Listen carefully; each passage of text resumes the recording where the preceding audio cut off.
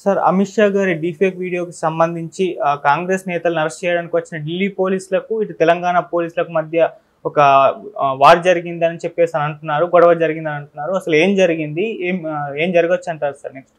నిన్న ఒక విచిత్రం చోటు చేసుకుంది. నిన్న యాక్చువల్గా ఈ టాపిక్ చెప్పుకున్నాము. ఈ టాపిక్లో చెప్పుకున్నప్పుడు ఏమని చెప్పుకున్నామంటే ఢిల్లీ పోలీసులు కాంగ్రెస్ నాయకులను 5 మందిని అరెస్ట్ చేశారని చెప్పుకున్నాం. కానీ ఇప్పుడు వచ్చిన వార్త ఏంటంటే అసలు కాంగ్రెస్ నాయకులు ఢిల్లీ పోలీసులు అరెస్ట్ చేయలేదు, ఓకే, హైదరాబాద్ పోలీసులే చేశారు. మరి అదేంటి, ఢిల్లీ పోలీసులు చేయాల్సింది హైదరాబాద్ పోలీసులు ఎందుకు చేశారు అన్నప్పుడు ఇక్కడ మళ్ళీ ఎత్తుకు పై ఎత్తులు, వ్యూహాలు, ప్రతి వ్యూహాలు ఇవన్నీ బయటకు వచ్చాయన్నమాట. మామూలుగా ఏం జరిగింది, ఆయన అమిత్ షా మాట్లాడుతున్న ఒక వీడియోని దాన్ని మ్యానిపులేట్ చేశారు డీప్ ఫేక్ టెక్నాలజీ ద్వారా.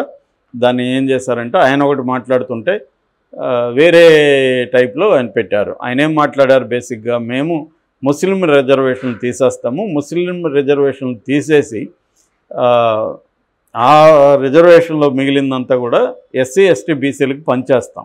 అంటే ఈ రిజర్వేషన్లు పీకేస్తే 4% ఎంతో ముస్లిం రిజర్వేషన్ ఉంది, దాన్ని పీకేసి మేము వీళ్ళకి ఇస్తాం అనేది ఆయన చెప్పాడు. సో ఇప్పుడు దాన్ని వీళ్ళు వక్రీకరించి ఏం చేశారంటే ఎస్సీ ఎస్టీ రిజర్వేషన్లు పీకేస్తాము, రాజ్యాంగాన్ని మేము మార్చేస్తాము అని చెప్పాడు. అంటే డిఫరెంట్ కండిషన్లో ఆయన రాజ్యాంగాన్ని కూడా మారుస్తామని చెప్పారు. అది బీజేపీ వాళ్ళు చెప్తున్నారు రాజ్యాంగం మారుస్తామని, అందుకనే వాళ్ళు 400 సీట్లు కావాలని కోరుకుంటున్నారు.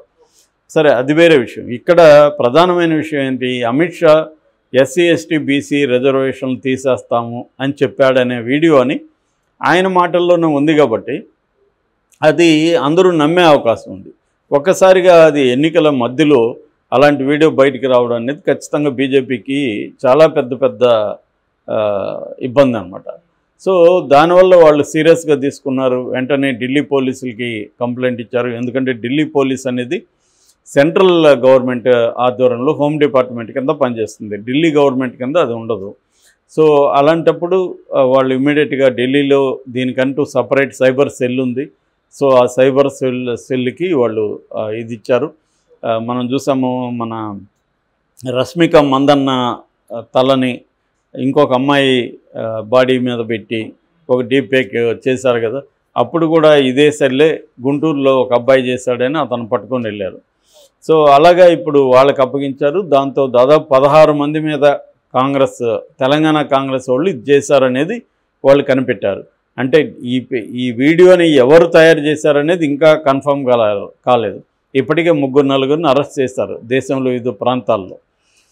అయితే దీన్ని వైరల్ చేసింది వచ్చి తెలంగాణ కాంగ్రెస్ సంబంధించిన ఐటీ సెల్ విభాగ సభ్యులు అన్నమాట. సో వాళ్ళకి నోటీసులు ఇచ్చారు.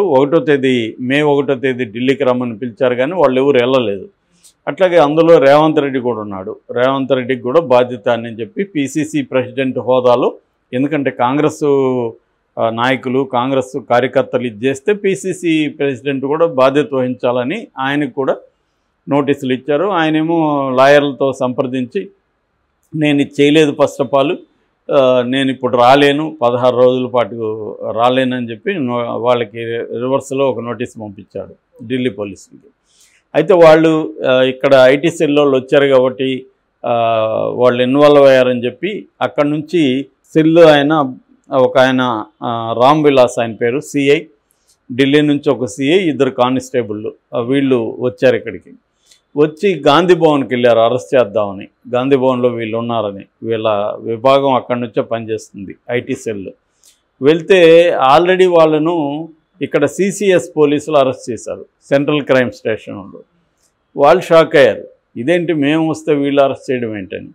ఇక్కడ ఒక ఫిట్టింగ్ జరిగిందనమాట. అదేంటంటే ఇక్కడ general secretary, BJP general secretary Premender Reddy ఒక కంప్లైంట్ ఇచ్చాడు 27వ తేదీ ఈ విషయం మీద. ఈ కంప్లైంట్ని బేస్ చేసుకొని మామూలుగా కొన్ని క్రైమ్ స్టేషన్లు ఎక్కడిచ్చినా దాన్ని సిసిఎస్కి ఫార్వర్డ్ చేస్తారు. సో సిసిఎస్ రంగంలోకి దిగి వాళ్ళు రాకముందే వీళ్ళని అరెస్ట్ చేసేసారు. అంటే ఇదంతా కూడా కాంగ్రెస్ వేసిన ఎత్తుగడ అనమాట. అంటే ఢిల్లీకి తీసుకెళ్తే వాళ్ళని ఢిల్లీలో తిహార్ జైల్లో పెడతారు, అక్కడ ఎన్ని ఇబ్బందులు ఉన్నాయో మనం చూస్తున్నాం. అదే మన చోట ఉన్నాయనుకో ఇక్కడ ఈ జైళ్ళను మేనేజ్ చేసుకోవచ్చు, ఈ పోలీస్ స్టేషన్లు మేనేజ్ చేసుకోవచ్చు. కాబట్టి మన కంట్రోల్లో మన వాళ్ళు ఉంటే మనం మేనేజ్ చేసుకోవచ్చు. ఢిల్లీలో ఉంటే ఢిల్లీకి ఎవడు పోయేది, ఢిల్లీకి వీళ్ళకి ఎలా సౌకర్యాలు అక్కడ అందుతాయి. కవిత కేజ్రీవాల్కే ఎంత ఇబ్బందులు ఉన్నాయో చూస్తాం. చిన్న ఇది కూడా వాళ్ళు చేసుకోలేని పరిస్థితి. ఇక్కడంటే ఏది కావాలన్నా చేసుకోవచ్చు. అట్లాగే కోర్టులో కూడా బెయిల్ వచ్చేది కూడా ఇక్కడ ఈజీ ఉంది. అక్కడేమో ఢిల్లీలో వెళ్తే అక్కడ కోర్టుల్లో కూడా మనం ఏమీ చేయలేని పరిస్థితి.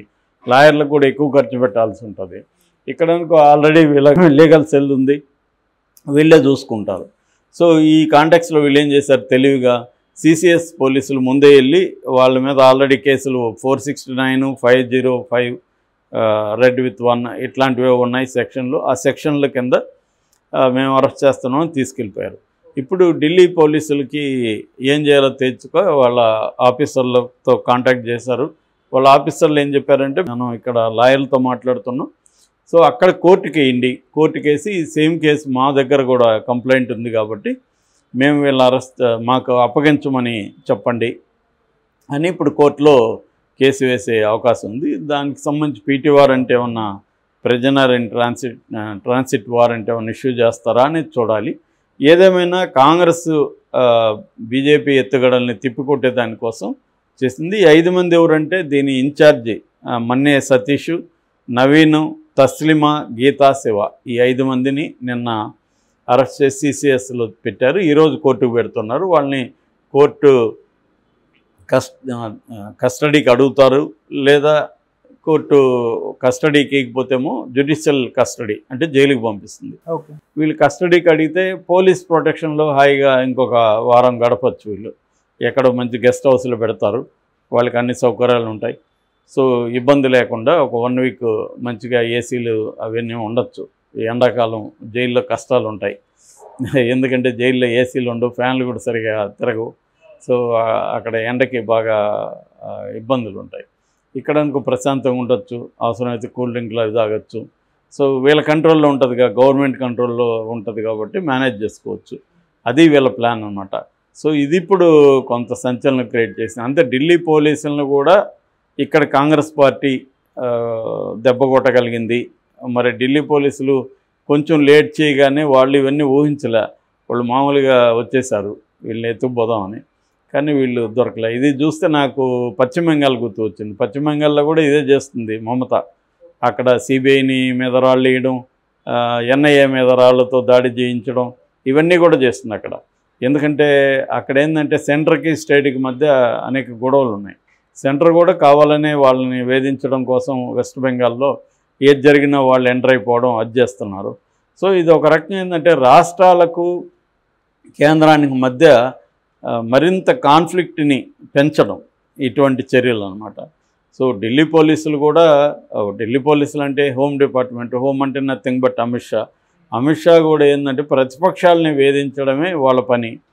సో అందువల్ల ఇప్పుడు ఏంటంటే ఫేక్ వీడియోలు అందరివి అవుతున్నాయి. నేను కూడా ఆ మధ్య చెప్పాను, మన సిద్ధరామయ్యది అవ్వలేదా, సిద్ధరామయ్య దాన్ని కేటీఆరే పెట్టాడు. సిద్ధరామయ్య మాట్లాడుతున్నాడు అంటే మేమేదో అప్పుడు హామీలు ఇచ్చాం అవన్నీ ఎక్కడ నెరవేరుస్తాం అని సిద్ధరామయ్య చెప్పినట్టుగా, అది ఎవరిదో చెప్పినట్టుగా ఆయన కోట్ చేస్తున్నాడు. యాక్చువల్ ఫుల్ వీడియో చూస్తే తెలుస్తుంది. అది అంటే వీళ్ళు ఇది చెప్తారా లేదనేది కూడా ఆలోచించాలి కదా. సిద్ధరామయ్య చేసిన దాన్ని, సిద్ధరామయ్య వీడియో ఇట్లాగే అయినప్పుడు మాత్రం ఎవరి మీద కేసులు లేవు, అందరివి అవుతున్నాయి కదా. తమది వచ్చేసరికి మాత్రం ఆగమేఘాల మీద అమిత్ షాలు, మోడీలు స్పందిస్తారు. అదే ప్రతిపక్ష నాయకుల మీద మాట్లాడచ్చు. అదే మోడీ మాట్లాడుతున్నాడుగా, కాంగ్రెస్ పార్టీ మేనిఫెస్టోలో లేని అంశాలనంతా చెప్తున్నాడు. ముస్లిం లీగ్ అజెండాని కాంగ్రెస్ అమలు చేస్తుంది, ముస్లింలకి ఆస్తులను పంచిపెట్టేస్తుంది, ఇవన్నీ మోడీ మాట్లాడుతున్నాడు. మరి ఆయన మీద చర్యలు తీసుకోవాలి, అదంతా ఫేకే కదా, అది లేదు కదా. సో ఇదేంటంటే ప్రతిపక్షాల మీద ఏ సాగు దొరికినా వదలట్లేదు మోడీ గవర్నమెంట్, వేధించడానికి ట్రై చేస్తుంది. అట్లాగే కాంగ్రెస్ పార్టీ కూడా దీన్ని షేర్ చేయడంలో ఖచ్చితంగా తప్పు చేసింది. ఎందుకంటే అమిత్ షా అలా మాట్లాడతాడా లేదా అని తెలీదా, ఇది ఫేక్ అని తెలీదా వాళ్ళకి? ఖచ్చితంగా తెలుసు, ఎవరికైనా తెలుస్తుంది కదా. అమిత్ షా ఎందుకు రద్దు చేస్తాడు, ఎలక్షన్ ముందు రద్దు చేస్తానని ప్రకటిస్తారు. వాళ్ళు రద్దు చేయదలుచుకుంటే వాళ్ళకి అధికారం వచ్చి 400 వచ్చినాక సైలెంట్గా రద్దు చేస్తారు. వాళ్ళకి తెలీదా ఎట్లా ఎప్పుడు రద్దు చేయాలో? ముందుగా ఎందుకు చెప్తాడు? ఎందుకు ఎస్సీ ఎస్టీ బీసీల ఓట్లను దూరం చేసుకుంటారు? కాబట్టి కాంగ్రెస్ పార్టీ కూడా ఇక్కడ తప్పే చేసింది. దాన్ని వీళ్ళు దుందుడుగ్గా ప్రచారం చేయడం కూడా కరెక్ట్ కాదు. అట్ ద సేమ్ టైం ప్రత్యర్థుల మీద మాత్రమే పగా ప్రతీకారం తీర్చుకునే పద్ధతిలో సెంట్రల్ గవర్నమెంట్ వ్యవహరించడం కూడా కరెక్ట్ కాదు.